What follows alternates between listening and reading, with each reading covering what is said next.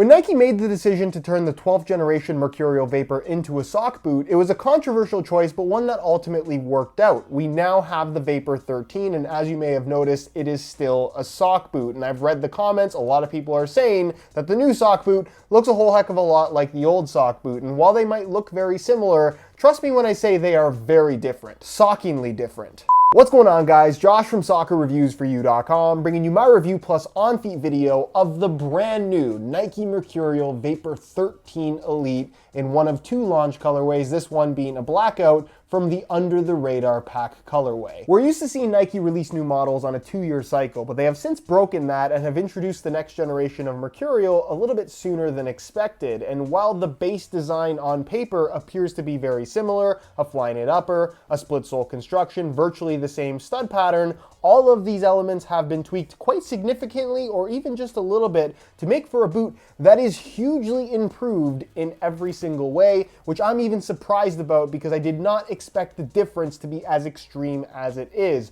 So what I want to do in today's video is go over all the details for you of what has changed in comparison to the Vapor 12 Elite and why I think Nike has really set the bar that much higher with the Mercurial Vapor 13. So if you want to learn more, including how they fit and feel on feet, please stick around and watch the entire video. And if you're interested in a pair of these for yourself, I'll leave a little pop-up on screen, or you can click the first link down below. That's going to take you to the review page on my website where you'll find buy it now links with exclusive SR4U coupon codes where you'll be able to pick these up below their normal $250 retail price. If you guys do end up enjoying this review and perhaps want to see more videos on the new Mercurial lineup, both high-end and low-end models, don't forget to support this one with a like and let me know down below in the comments what specifically you want to see. Also, if you're new here watching for the first time and don't want to miss out on daily football boot content from me, make sure you hit that subscribe button along with the little bell notification so you get notified when the next new video goes live. So included with the boots, as you get with any top-end model from Nike, is the silver and black box. And inside that box, they include a string bag, which unlike the boots, has not seen any changes from the previous generation. It's black in color with black strings, and it features the old Mercurial logo that used to be featured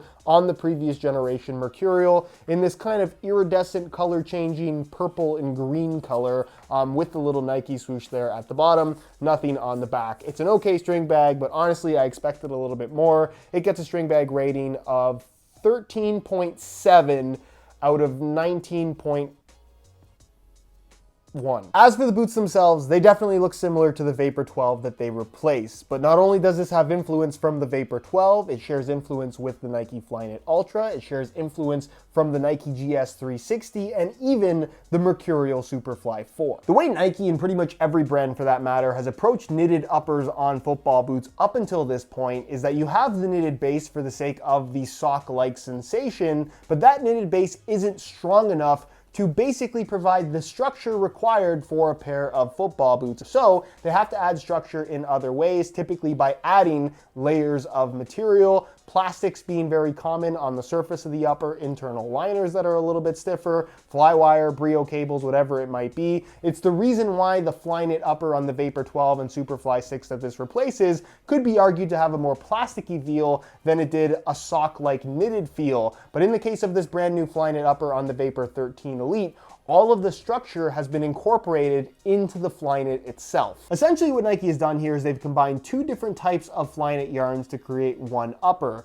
One layer for the sake of softness and really providing that sock-like feel, and then a second layer for the sake of adding structure, but without adding any hard bits to the upper. It's left totally soft and totally sock-like. So the first layer is basically the main makeup of the upper. It's this kind of grid pattern in terms of how it's knitted, and you can see it in the form of texturing across the entire upper underneath the Nike Skin top layer, of course. This is really soft, it's super thin, and it really does feel like a pair of socks, but on its own, it's not structured enough. So what they've done is they've created what they call high tenacity yarns, which think of it as a second thinner grid pattern layer knitted into the initial grid pattern functioning almost like a quad fit system or fly wire cables. Apparently the high tenacity yards, according to Nike, are a derivative of their fly wire technology, but instead of having physical cables running from the base of the sole into the lacing system, that does work in regards to adding structure to the upper, but you also end up with pressure points and stiffer parts of the upper, taking away from the sock-like sensation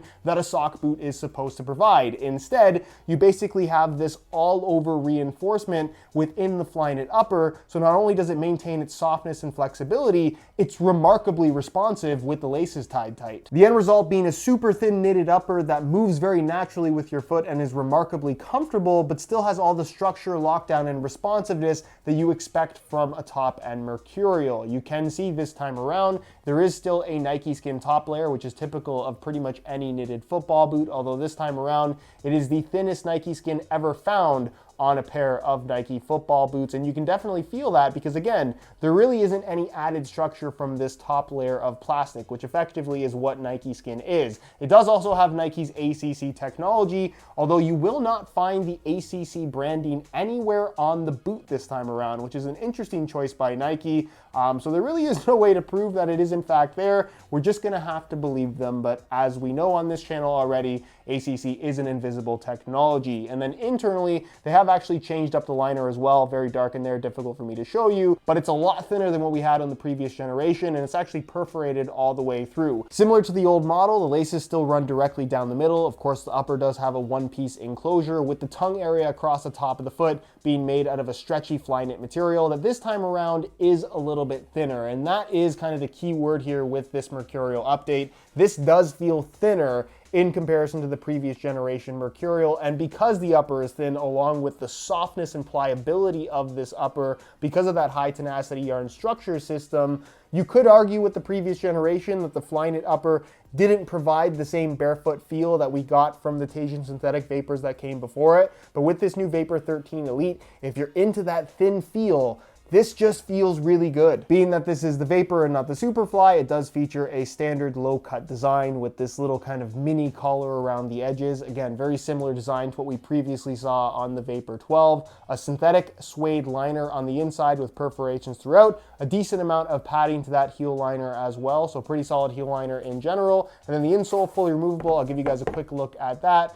It features their Nike Grip mesh lining on the surface and a single layer of this yellow foam with a little black insert in the middle of a firmer foam with this very interesting pattern that is actually a lock to match the texturing that you have on the sole plate base to prevent it from sliding around. Which brings us to the sole plate, where you may have noticed that this still does feature a split sole construction, which was a controversial design element introduced in the previous generation. There is still that anatomic sole plate base that runs from heel to toe. It's just internal and you can't see it on the outside of the boot. Then you have a stud plate in the heel and a stud plate in the forefoot, both of which have been slightly redesigned. In the heel, it's the exact same stud pattern, but you can see they cored out the middle to shave as much weight as possible, something reminiscent to what we saw on the Nike GS 360, which I think is a pretty cool idea. These are designed to be as light as possible, so doing something like that does make sense. But then in the forefoot, you'll notice that it does have a more drastic redesign. It's what they're calling their Aero Track plate, which is basically a redesign for the sake of adding a little bit more of a bounce back or a spring back effect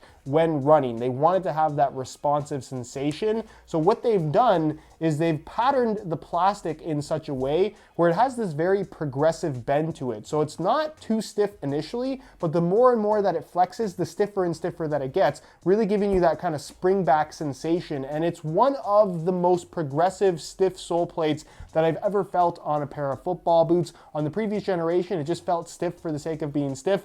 This is stiff, but actually feels very natural at the same time, which is quite unusual. As far as the stud pattern in the forefoot is concerned, it's the same general layout, but they have slightly redesigned the studs, giving them that little bit of an extra angle at the point of the chevron that hopefully you guys can see. And they've actually made all of the studs 1 millimeter longer in comparison to the previous generation, apparently by request of the professional players who wanted the studs to be just that little bit longer. It's a very small difference. It's hard to say that it's super noticeable, but like they say, every little thing counts, unless it's ACC. Which brings us to the weight, where you'll find there really isn't much of a difference. In a size 9.5 US, the Vapor 13 Elite weighs in at 6.75 ounces, the equivalent of 191 grams, which is effectively the exact same weight as the Vapor 12 Elite that it replaces. Maybe a variance of like 3 to 5 grams. It's that small of a difference. So if you're looking for a lighter feel from the upgraded Vapor, you're not going to find it, but they still feel lightweight in general. So I've swapped out the stock black laces, which look great given that this is a blackout colorway, but I've changed them for some black reflective SR4U replacement laces that add the reflective bits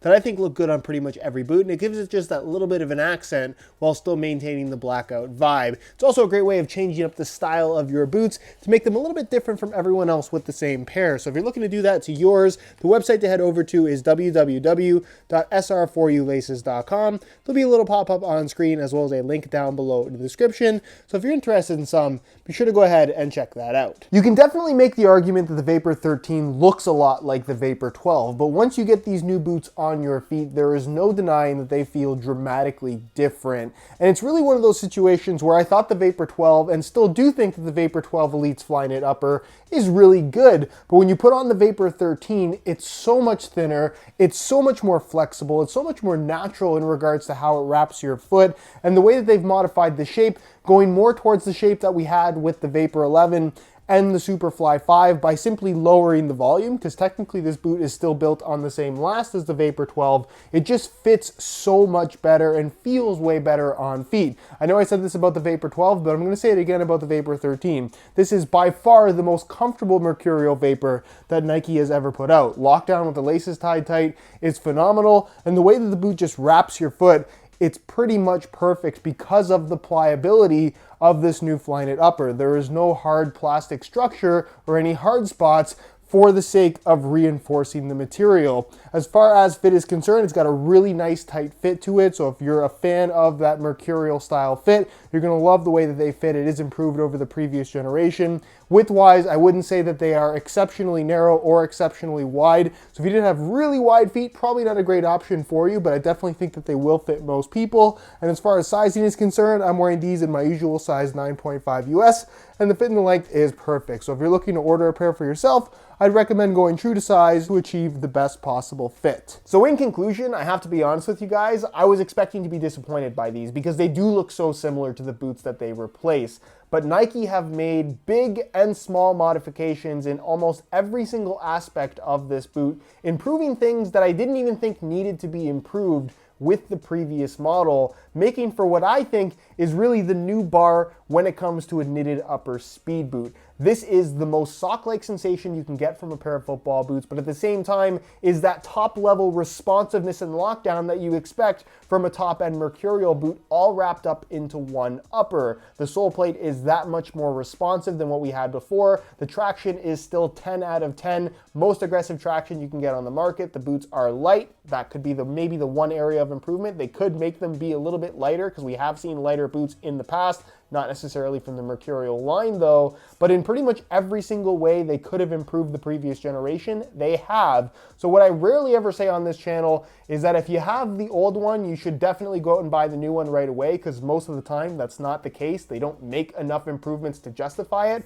But this time around, if you have the Vapor 12 and you liked those, you are going to love the Vapor 13 because it's legitimately that much better. Anyways guys, that's it for my review. Hopefully you enjoyed the video. If you did, be sure to support it with a like. Again, if you're interested in the Vapor 13 Elite for yourself, you can click the first link down below. That's going to take you to the review page on my website where you'll find buy it now links with exclusive SR4U coupon codes where you'll be able to pick these up in the 2 launch colorways below their normal $250 retail prices. If you have any questions regarding these boots, as always, leave them down below in the comments, and I'll do my best to get an answer out to you as soon as I possibly can. Subscribe if you haven't already for daily videos on all the latest and greatest soccer gear. You can find all my social media information linked down below in the description as well. Other than that, guys, thank you so much for watching, and we'll see you in the next one.